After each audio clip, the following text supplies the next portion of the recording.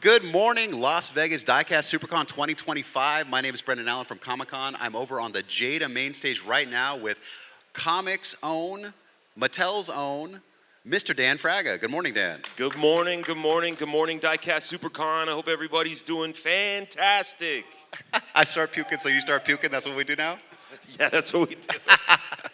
Nice. Good morning. All right, so Dan, they really want me to talk to you about Mattel. I really want to talk about cars and the hip-hop community, but we got to talk about Mattel first. Yeah. Those are strict instructions I've been given. So you used to work at Mattel. You were the Yes. supervising director for the animated content for Monster High, Ever After High, Enchant Animals, Hot Wheels, and Max Steel. They put Enchantimals in there too? They did. They put Oh, that's Enchantimals great. on here. Yeah.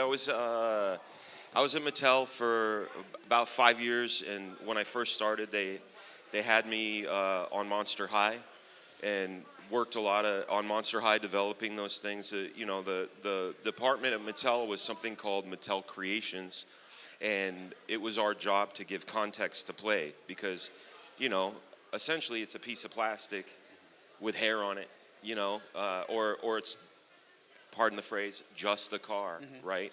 But when you have story behind it, you give people sort of a context for play, and that's what our department did. Or like an emotional attachment. Exactly. Because they have the toy, they've been playing with it, and then they see a new character on the show, and then they want to go out with it. I mean, that's the whole model behind G.I. Joe and Transformers. 100%. Right. Yes. So they take these toys and they make the stories, and then people see a new character, they want to go buy it, which actually made some things happen in the 80s and 90s where they had to start doing educational content on the shows. Yes. Yeah, because there was some to do about 30-minute commercials. Right. So they had to put, slide in, the more you know. Right. And knowing is half the battle. The whole reason why that was put on at the end is because we're selling a toy, we're selling a toy, we're selling a toy, we're selling a toy. Oh, yeah, and don't push old ladies in front of buses. That's exactly right. In ours, the guy I worked with closely was a guy named Audu Payton, and Audu really cared about story and connection with people, because those are the things like I try to describe to people why I do what I do, and it's about a feeling, right? Like when you're a kid, the first time you opened whatever it was, it could be a Hot Wheel, it could be the G.I. Joe base, not like those cool kids that got the aircraft carrier. You know how we knew they were assholes? It's because not only could they afford the aircraft carrier, but they had room in their house for it. Because it was as big as a card table. That's a good point. Yeah, that Millennium Falcon was enormous also, right? So that thing was 3 foot long. It wasn't just a price point thing. It was more about, can your house contain it? Or is it sitting out in the back like, half covered in last night's dust and rain? So, but that feeling, that Christmas morning feeling that you get, even on any given day, whether it was watching a cartoon, opening a comic book, opening a Hot Wheel, that connection, we're all here today because of that connection with these things and that feeling. And for Audu, one of the things I really dug about working with him is that was his primary goal as well. Now, these guys are really familiar with taking a car or a concept and making it into a miniature and things like that. And there are a lot of challenges that go along with that. But then there's a whole other set of challenges where you're taking a car or something like that and making it into a two-dimensional thing from a three-dimensional thing, and then giving the two-dimensional thing life that has a backstory. So, Sure. how does the pitch go when somebody just sets a lump of plastic and die cast in front of you and they're like, write a story? Well, it depends. I can speak more granularly about Monster High, but let's say Toy just got a really great deal on translucent plastics that could be molded into these forms, and they say, we've got this translucent plastic and we got a great deal on it, we want to make these toys, we need a reason for them to be translucent. So we come up with ghost stories, why they would become ghosts, and from there it moves through a very large machine. We have to go pitch it to the top brass and all their subordinates, and then from there those ideas get whittled down to about 5 or 3. Those go to focus testing. Of those get whittled down, and then we go into pre-production with designs and things like that. But as far as the challenges of turning something 3D into 2D. It's all about story and soul. I mean, I always tell people Shakespeare would still be Shakespeare if he wrote it in crayon with his left hand. It's what's being said. It's not necessarily the medium. Oh, that's a good point. That's a good point. Um, I had another question. Huh? I had another question. You totally started going down there. I was like, oh, that's interesting. And then Yeah. licensing. That's what I was going to say. Okay, so Mattel owns Oh. all these licenses. Yeah, And that's they're a also whole different thing. And they're also doing the shows for them, though. So Mattel Yeah. is doing Mattel properties. But I was talking to Bill Morrison about this, and he was working for Matt Groening on The Simpsons, Right. doing that. But he still had to go through a bunch of layers of licensing. So Oh, when that's a you're- whole different bag. Like when we did Hot Wheels Star Wars, you know, and great guys like Brian Benedict designed the cars, like the Darth Vader car and all that. We had to figure out a way to tell a very Star Wars branded tale with Hot Wheels cars with no words, just sound effects and, like, you know, the breathing of Darth Vader and the beep and boop of R2D2. And Now that was animated, or yeah, we did. I think it was stop motion. wow. Okay, Yeah. I want to tell y'all. So I come from comics. Dan here also does quite a bit in comics. He worked with who's that guy? The feet guy you used to work Oh, with. no, he gave me my first job. Rob Liefeld. He created Deadpool and Cable, and he gave me my first break in '91. I worked on a book called Blood Strike. Fresh out of high school, sold 1 million copies. You know, made my head real big when I was a kid. You know, then bubble gets popped real quick. But then, you know, I went on and did Wolverine, Spider-Man, a few other But things. what I was about to say is that silent issues are some of the hardest to do. Oh, the silent ones, like the silent G.I. Joe? Right. So Yeah. you're talking about a silent animated, which, I mean, if it's stop motion or whatever, that's a lot easier to do because you can move them, you can see the emotion. But Sure. from frame to frame on a page, that is incredibly difficult. Well, that was the challenge that we always faced with the Hot Wheels stuff. A few times, like when Alex Toth or Neil Adams tackled the comic book, it was Hot Wheel branded stuff, but it wasn't necessarily about the cars. And Hot Wheels was very much about the car being the star. So when we did something like Team Hot Wheels, where we put a character to the car, it was kind of a new thing. And then when we did development on Hot Wheels City, that was a whole other thing. Like, I left Mattel in 2018. I was on the development team of Hot Wheels City and all that stuff. And they originally wanted the cars to speak in emojis, but now, I guess, to handle the driverless thing, they're these like faceless people now, you know. But that was a whole different challenge. And again, like your question about licensing, yeah, that's another cook in the kitchen and gatekeeping that you have to get Well, through. and Star Wars, I mean, that's massive. That's, you know, you're talking about Disney, you're talking about, right? Yes. And anytime you're going up against Disney for licensing, you have better be ready to jump through some hoops. Well, yeah. I mean, the thing is, branding. Branding's very important, and consistency is very important. That's why a lot of people put so much importance on the branding. You know, that take McDonald's for example. You can go any city, anywhere, and that the world. McDonald's tastes exactly like McDonald's, and that's branding, and it's very specifically done. It's the same thing, you know. I have a little story about licensing that will kind of tell you how sensitive they are to things. Back in 2001, I drew an issue of Powerpuff Girls. You know, same guy that drew Wolverine also drew Powerpuff Girls, right? So I got my pages sent back to me so many times. Like, that's not how a phone would look. That's not how rocks would look. That's not... Her arm is a little too short. Her arm's a little too long. Like, So they were style guiding you on every panel? every panel. Wow. Yeah, and I had the style guide, but they didn't have a style guide for a phone or a rock. Right. So I made it up based on what I thought. But they're like, that's not how one would look. And it was extremely frustrating. So... Oh, no, and that's an interesting point that you just made too, is switching gears, because you're doing a superhero comic and then you're doing this very cartoony, very simplistic style. Yeah. But again, the details that are on there, they're wanting them just perfect. and you got to change gears from. Yeah, that's the thing is when you're on a book like Wolverine or Spider-Man, Superman, Batman, whatever, you get to at least inject a bit of yourself into it. You know, maybe in the 80s, you know, they had sort of a templated Spider-Man that was based on Romita's, and then suddenly along comes Todd McFarlane, you know, who says, yeah, we're not doing that, we're doing this.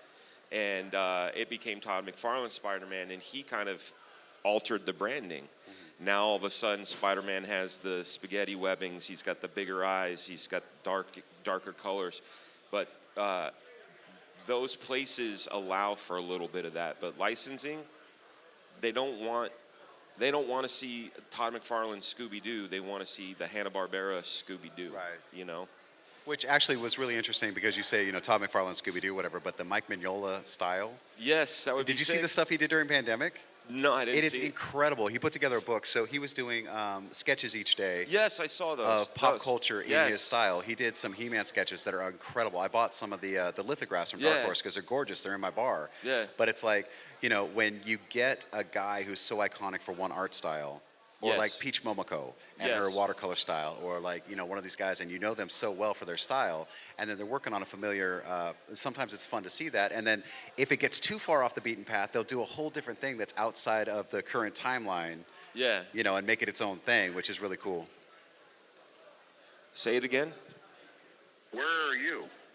I'm on the stage. Can you not hear the microphones? I don't see you on the stage, dude. I'm not Fucking on the Henry. middle. I'm not on the middle stage. I'm on the main stage. The homie. Jada main That's stage. we're guest featuring my brother Rob. The same place they had their award show, homie. So this is the first time I've met the brother Rob, and at first I was like, oh man, Dan grew his hair back. After 30 years, I grew my hair back. Because if you haven't seen Dan next to his brother, they are like the spitting image. One's a Yeah. little taller, one's a little thicker around the midsection. Yeah. That's me. I'm taller. I'm thicker, but I have no hair. One has a little bit more hair. Yeah. Yeah. Nice. I got the skills. But you know, the one thing that I try to tell people about, especially with my adventure, this being my first time at this amazing show and meeting all the amazing vendors and talent here, is that I feel very blessed that I had this sort of obsession and drive for storytelling. And what I try to tell people about is sometimes people specialize. They go, I do this one thing. Mm-hmm. My specialization is manifestation of imagination. And I take it across the board. It doesn't matter if I'm working on live action. Doesn't matter if it's animation, whatever. Just to drive that home a little bit, let's run down your resume real quick. You've done comics. You've done storyboarding. Yeah, live action. You've done live action. I've been a second unit director on NASCAR commercials. I did in front of camera. I've been in music videos. I've shot music videos. I've storyboarded. Second unit director of the Ricky Gervais show for 2 seasons. Well, and it just goes to show that like these skills, you know, a lot of people don't realize how much crossover there is, and that's why I'm here. Yeah. You know, a lot of people don't realize how much crossover there is between comics conventions and diecast conventions and film conventions and Doctor Who conventions. Absolutely. But you know, you look at Neverland up there; those guys were tech bros, and they realized that their technology had a space in this space. And Exactly. for licensing and stuff like that, I mean, you could 100% design livery for a car that could Yep. be, you know, exclusive for any of these diecast. 100%. Right, and it's Yeah. going to sell because you've got this guy who's drawn Wolverine and drawn the Powerpuff Girls and drawn that. You're like, you could do some of that stuff, and they put it on a car, and all of a sudden they got a special edition. Yeah, and you know the thing I try to do is and this was always the way I was since a little kid is I'm a little thick-headed and it takes a while for me to ingest something conceptually because I will get the omni view of something. So for example, my very first storyboard job was on my first music video was a Mary J. Blige music video. And it was for Barbershop, and it was called Not Today, and it featured Eve. Not today, motherfucker. Yeah, and most storyboard guys, You meet with a director. They tell you what they want from you. You give it to them, and you deliver it, and that's the end. But I would say, is it okay if I come to set and see how this comes together? So then I went to set. I'm meeting with wardrobe. I'm meeting with the makeup people. I'm meeting with the art department, and I'm just asking them, what do you do? Oh, because I know what is going to be on camera as a storyboard artist, but now I get to find out all of what everybody's doing to make that happen. So now I have an understanding globally of what a music video set is, what people's roles are, and how this thing gets done. And I do that with any sort of endeavor I get into, you know. And what I found out is that in the Venn diagram of things, you know, the fact that I talked to that wardrobe lady and knew her needs helped inform decisions for other projects. 100%. And I'm glad you brought up the Venn diagram. I've been given this example 100 times this weekend. Yeah. It's like, I'm from comics, right? But I also enjoy baseball and I enjoy music. So when you can get something that brings comics and baseball and music together, I want to be right there in that center Yes. spot. Yeah. I would have been there this weekend. Innings Festival is happening at Scottsdale this weekend, but I came here instead. Yeah. Next weekend, I'm going to Extra Innings Festival. Innings Festival has gotten so big, they've got 2 of them now. Really? So they've got all these bands. Last year, the bands were Offspring, Weezer, Green Day, right? They've had Yeah. Billy Strings, all these guys. But it's like, what does that have to do with baseball? Well, I'm not one-dimensional. I don't just like baseball, right? Right. So the music that I grew up with, and merch, and food, and you know, they got cocktails and stuff there. Yeah. So like places like this, and we've got comics creators, we've got voice actors, we've got the Ochoa boys coming down here in a minute, you know, and they've done so many different things, but they're here doing diecast this weekend. Right. Yeah. The crossover aspect of it. I actually talked with a designer last night when we were doing signings, and he was talking about he had multiple interests, and how do you focus? Right. You know, because I like to draw, I like to animate, I also like shooting live action, I like graphic design, I like marketing, I like social media. I have a YouTube channel, and I like teaching people, and I also like music. And it's like, well, those are all, they seem all sort of disparate and separate from one another, but I look at it and I go, no, my comic books can have a soundtrack, because hip hop and comics have always sort of been, you know, handshakers too. And then, you know, you take the car culture, hip hop and cars, and comics and cars, and you know, and you go, well, this is all related, and I can have animation and my designs and my music, you know, in this one thing, but it's a single skill set, which is the desire to take what's inside of my head and put it out for the world to see. Right, right. And I'm glad you brought that up, so I'm not going to get in trouble. You can get in trouble. Is cars and hip hop. Right? See Right? what I did there? Right, okay, so one of the little known facts about Mr. Dan Fragga here is that he is as white as I am, but this man Yes. is the encyclopedia of 80s and 90s hip hop. Oh, go back to the 70s. 70s, 80s, 90s hip hop. 73. So let's talk about cars and hip hop. What is the number one car in hip hop culture? We know it's the 6'4" Impala. You know, Snoop and Dre really popularized it. And of course, you know, there were the Mercedes and the S-Class and that stuff during the 97, 98 Puffy era. And then it just kept going up and up. Now it's, you know, Spiders and Lambos and Maseratis. Right, so and that Bugattis. 6'4", the 64 Chevy Impala SS, that was Eazy-E's Cruising in My 6'4", Dr. Dre's Let Me Ride, and then Dre's personal Impala was in like every one of his music videos under his label for years. Right. So it became this icon of hip hop. Yeah, I mean, you can't see one without kind of rolling in my 6'4". And then we were also talking about like before, you know, it's these more classic cars where it's chopped and dropped, and like, you know, like the, you know, Chad, his Volkswagen in Fast and Furious or whatever. They're these cars that are easily, readily available, but it's the customization that makes it yours. It's that ownership. Yeah, it's not entirely dead. You know, you and I had talked about how like that sort of personalization of cars, that the car collection meant something outside of just sort of checking boxes. I've got a Bugatti. I've got a whatever. There's a guy. Now his name. Oh, his name escapes me, and I see his face real clearly. He did Igor. I don't want to say Tyler the Creator because it's not him. You know what? You are asking the wrong name. No, wrong dude to recollect names. It's weird because I see his face entirely clearly, but he collects. He actually collects old like European '64 Mercedes, stuff like that, and he has that stuff customized. So it's like a totally different flavor. It kind of looks like a mod spy movie type cars. Again, though, I feel like with the modern customizations, they're a little bit more cookie cutter than they used to be. Absolutely.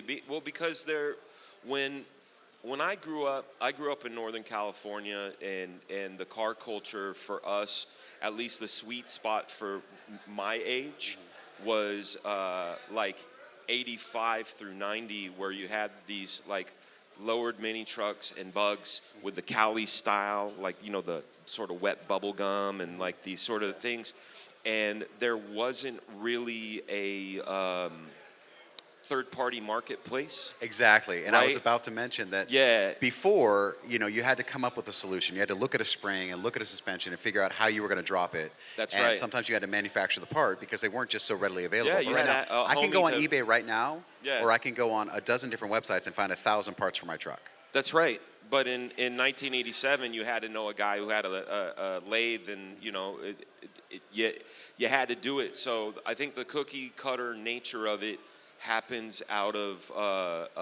the availability. Like for example, there's a gentleman here that sells the wheels, the 164 wheels, and someone like me who's new to this, and talking to people, we were talking about having a Fragga Boom custom, and how we could do it, either paint it on the car or do water slide, and and chase wheels, and that's the guy you get wheels from and all that. But then you go, okay, well, let's say, just for the sake of numbers, he has 10 colors. Well, that's where you get the cookie cutter aspect. My chase can only be one of these 10 colors unless... You change out the rims, put a spoiler on it. Right. Right. Yeah, so it is about kind of what's available versus like the hard work. Like my brother, he's right there. He was talking about. I couldn't tell. He doesn't look exactly like you with more hair. He was talking about, he does, like when I text people, I use the voice thing because I'm too busy to type. And he's like, man, I won't do that. I will actually type it, and I get it. There's this this preservation. When I started in the business, I started in 1990. I worked at a textbook company, and everything that I learned about pre-press had to do with chemicals, liquid film, ruby lith. We had this ammonia Oslid machine, and this technology had been used for like 80 years. And then along came the Macintosh, and all the stuff that we were doing, like liquid film corrections and everything, went out the door because you could do it digitally. But guys like me, who were the last breath of that generation, understand why we make these decisions. Copy paste was a literal cut, copy paste with glue, and with the advent of making everything easier, people are going to stop. They're going to stop using their noggins, or at least having. What do you call it? I try to tell my my daughter that the necessity breeds invention. Yes. And what that is like, my kids are always like, I'm bored, I got nothing to do, blah blah blah, right? And I provided them a life that was different than mine because I grew up on a chicken farm. Right. And I had to do chores, and I didn't get toys, and I didn't get to watch cartoons, but I did get to listen to a handheld radio that got TV signals. I hated it. I resented my dad. I was so mad. But now, that was literally like my training ground for my imagination. Listening to those TV shows while I'm doing chores, my brain started making pictures. Exactly. So that adversity forced this other thing to blossom. But if there's no adversity, there's no blossoming. And I think that's why, I know that's all long-winded, but I think that's why we get to the cookie cutter No, no, no. aspect You of talk, things. and I don't have to talk, so that makes it easier for me. But Word. we are out of time. 2 minutes. Yeah. So, ladies and gentlemen, Dan Fragga is upstairs. He's right about there. I'm He's like, across the street right up from. here. If anybody is interested in seeing my artwork, you can find me on Instagram under Couch Doodles, and on YouTube I'm under Fragga Boom, and you can see weekly show where we talk about comics and pop culture. And if you watch Disney Plus, go watch Ariel. That's the show I direct. And if you are on Indiegogo, I'm working on a comic book called Black Flag. You can come and take a look at those characters upstairs if you'd like. It's been a pleasure. Absolutely. Thank you very much, Dan.